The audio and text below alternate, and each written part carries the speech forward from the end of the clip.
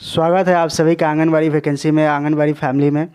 तो यहाँ जो बड़ी खबर निकल के आ रही है वो उत्तराखंड से निकल के आ रही है। यहाँ पे जॉब रिक्वायरमेंट निकली हुई है, वैकेंसी निकली हुई है।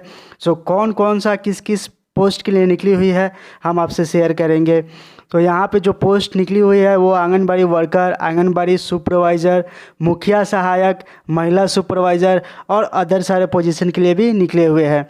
तो मैं आपको बता दूं कि क्या क्या क्वालिफ़िकेशन होना चाहिए ये फॉर्म भरने के लिए हर एक पोस्ट को, और एज लिमिट कितना होना चाहिए, ये सब आप लोग से शेयर करना चाहता हूँ मैं उत्तराखंड में जो आंगनबाड़ी का वैकेंसी है उसके रिगार्डिंग। तो आंगनबाड़ी वर्कर के लिए क्या क्वालिफ़िकेशन होना चाहिए, आपका मिनिमम जो है 8th पास होना चाहिए, 8वां क्लास आप पास होना चाहिए।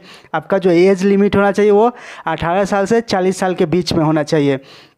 जो आंगनबाड़ी सुपरवाइज़र के लिए फॉर्म भरना चाहते हैं उनका जो क्वालिफ़िकेशन होना चाहिए वो ग्रेजुएशन होना चाहिए, और एज लिमिट इसमें नहीं दिया गया है।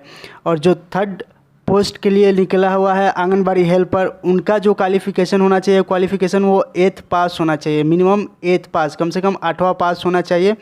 और उनका एज लिमिट जो होना चाहिए 18 साल से 40 साल के बीच में होना चाहिए।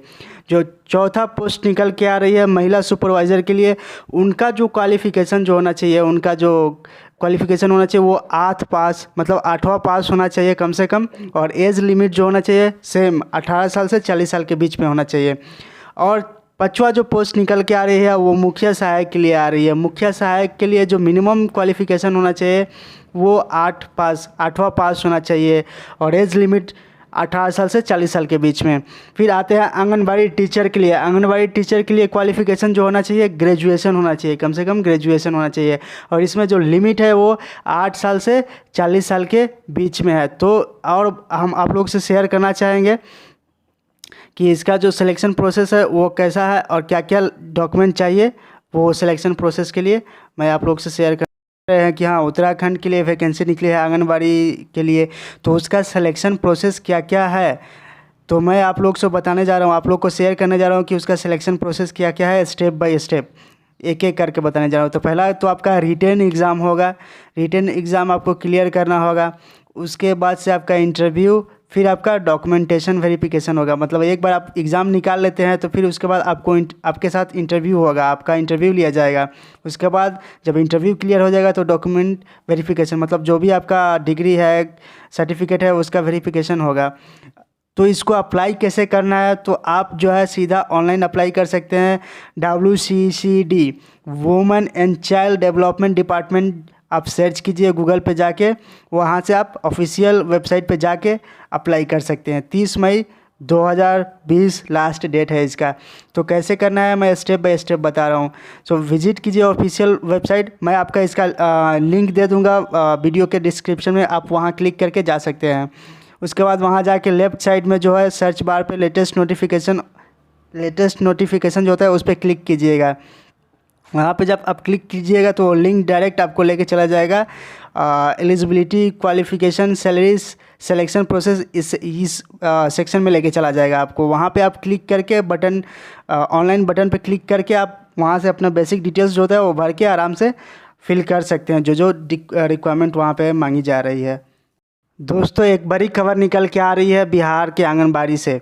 पटना के स्वास्थ्य समाज कल्याण विभाग से ये लेटर मिली है कि उन्होंने इस लेटर को लिखा है कि आंगनबाड़ी सेविका को भी मिले 50 लाख का बीमा। वो इनका कहना है कि आंगनबाड़ी बहनें जो काम करी है उन लोग को भी 50 लाख का बीमा मिलना चाहिए। तो उन्होंने इसमें क्या लिखा है उनको पत्र में हम लोग ये जानना चाहेंगे। तो समाज कल्याण विभाग के निदेशक ने स्वास्थ्य विभाग के प्रधान सचिव को पत्र लिखा।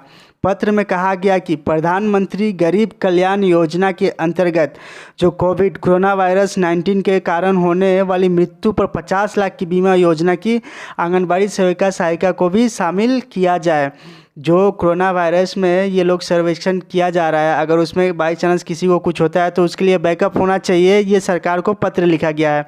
तो इन्होंने पत्र में क्या जिक्र किया कि बिहार की आंगनबाड़ी सेविका सहायिका को भी आशा कार्यकर्ताओं के साथ घर जा जाकर कोरोना वायरस 19 के सदस्य सब रोगियों से सर्वे करने, आइसोलेशन करने, जागरूक करने में कार्य में लगाया गया है। इसके कारण आंगनबाड़ी कार्यकर्ताओं को भी कोरोना वायरस रोगी के साथ सीधे संपर्क में आने की संभावना है, इनकार नहीं किया जा सकता, ये हो सकता है। ऐसी परिस्थितियों में आशा कार्यकर्ताओं की भांति आंगनबाड़ी सेविका, सहायिका, बाल विकास परियोजनाओं पदाधिकारी तथा जिला प्रोग्राम पदाधिकारी को कोरोना वायरस 19 के अंतर्गत बीमा योजना में शामिल किया जाना चाहिए। ये बात तो सही है। तो ICDS निर्देश के पत्र में लिखा गया है कि जिला प्रशासन द्वारा आंगनबाड़ी सेविका, सहायिका एवं ICDS के अन्य कर्मियों को घर घर जाकर सर्वे करने अथवा कोरोना वायरस 19 से जुड़े अन्य कार्य में लगाया गया है। इनकी इस बीमारी में मृत्यु होने पर प्रधानमंत्री गरीब कल्याण योजना के अंतर्गत 50 लाख के बीमा योजना में शामिल किया जाना, ताकि इनका मनोबल ऊंचा। दोस्तों, एक और बड़ी खबर निकल के आ रही है जालंधर से एक बड़ी खबर हो क्या है, ये हम लोग आपसे शेयर करना चाहेंगे। कोरोना संकट में आंगनबाड़ी वर्करों की तरफ से 5 जून को किया जाएगा ऑनलाइन आवेदन। कोरोना और लॉकडाउन के कारण सभी ऑनलाइन अपना काम करने पर जोर दे रहे हैं। ऐसे में आंदोलनकारी भी इस प्रक्रिया से पीछे नहीं है। ऑनलाइन आंदोलन की शुरुआत शायद आंगनबाड़ी वर्करों की तरफ से होने जा रही है। आंदोलन की रूपरेखा को लेकर anganwadi employees federation of India के राष्ट्रीय नेताओं की उत्तर भारत जोन की ऑनलाइन बैठक राष्ट्रीय प्रधान हरि गोविंद कौर की अध्यक्षता में हुई।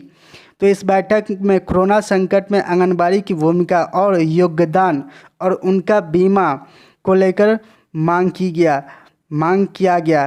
तो 5 जून से ऑनलाइन आवेदन का फैसला हुआ है, जिसके मुताबिक अलग अलग राज्यों के इकाइयाँ प्रधानमंत्री और दूसरे नेताओं को ट्विटर के द्वारा या फिर रीट्विटर के द्वारा अपनी मांग रखना आवश्यक है। मतलब अपनी मांग रख सकते हैं ट्विटर के द्वारा, या फिर जो भी आंगनबाड़ी वर्कर हैं जो भी हैं वो सब अपने अपने बात को रख सकते हैं। तो इस बैठक में क्या क्या उठाया गया बात, तो इसमें एक सबसे बड़ा और अहम मुद्दा जो है ऑनलाइन का, और दूसरा जो रहा बीमा का लेकर। तो प्रस्ताव में यह भी कहा गया कि देश भर में काम कर रहे आंगनबाड़ी को सरकार स्थिर करे, और जिस तरह सेहत कर्मचारियों का 50 लाख रुपए का बीमा किया जा रहा है, उसी तरह वर्कर और हेल्पर का भी 50 लाख रुपए का बीमा किया